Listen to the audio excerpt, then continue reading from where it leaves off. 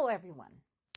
I want to open with this very artistically written, rather emotional article in Forbes of all places, talking about the use of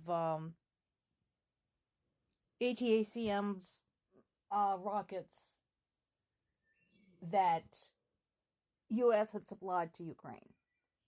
So, as you can see, there's this big opening headline for that.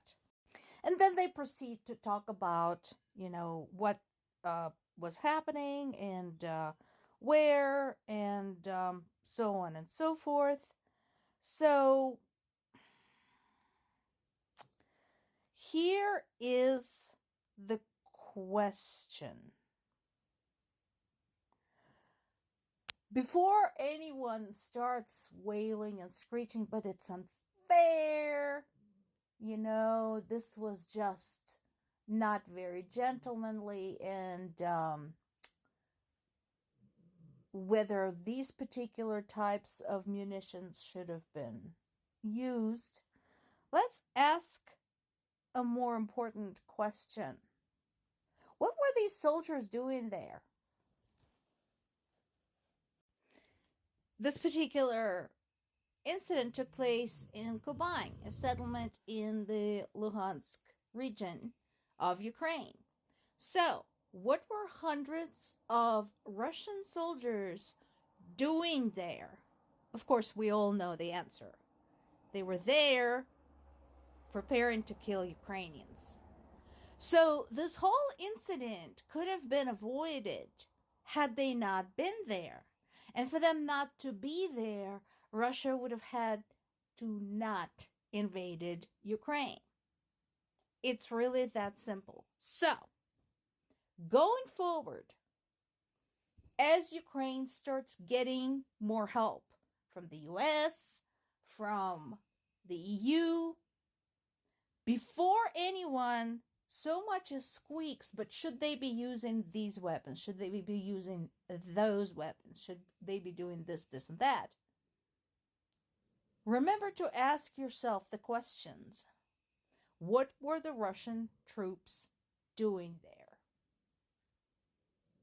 Because I think people are starting to lose track of how the whole thing began. Also, if you are forgetting, let me remind you what those Russian troops were going to do. They were going to do this.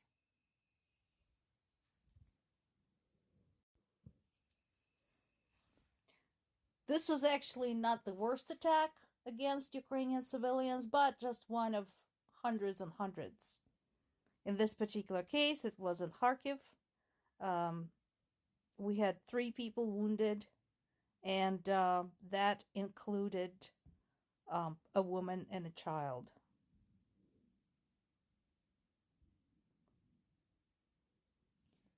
Then there is another reason. They're boasting about retaking some more of Ukrainian territory they have no business being in. That's what those Russian troops were going to do. And any Russian soldier left alive, that's what he is going to do if he's somewhere, anywhere near Ukrainian territory. Or they were going to do this. This article in Associated Press talks about yet another village that is basically non-existent. And why is it basically non-existent? It's because of Russia's attacks. Basically, Russia has been pursuing this tactic for a long time now. If they cannot take the resources in a village, a town, a city, a factory, sometimes like in Mariupol, they destroy it. It's either mine or it's nobody's. So here we have another village. They did this too. This particular piece is more optimistic. It's, the hope and collaboration and unity in the face of horrific atrocities, murder of civilians, destruction, cynicism. This particular article talks about a church that has been destroyed and is now being rebuilt. Right now is a special time in Ukraine. Ukraine is Greek Orthodox Christian. So they are celebrating Easter later. Okay? It falls on tomorrow, actually. And so the village they're talking about is in Lipivka. Their church has been destroyed, like many churches all over Ukraine. Some of them priceless historic buildings that we cannot bring back. But when Russians were advancing, 100 residents sheltered in the basement of their church. So as the fighting raged on over their heads, they managed to survive. And no, I'm not a Christian.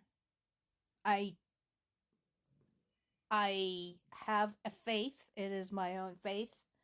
And I disagree with Christianity, but I understand why the community felt the need to shelter in their church, because they believed it was their faith. It was important to them. And they managed to survive, and now they're trying to build it back. Because to them, it is a symbol of hope and survival. But all things considered, there is no guarantee that what they're trying so hard to bring back is not going to be destroyed again. There's no guarantee that these people who survived this horror once already won't have to survive again, or will they survive again? Because why? Because we have Russian soldiers in Ukrainian territory. Always ask, what are they doing there?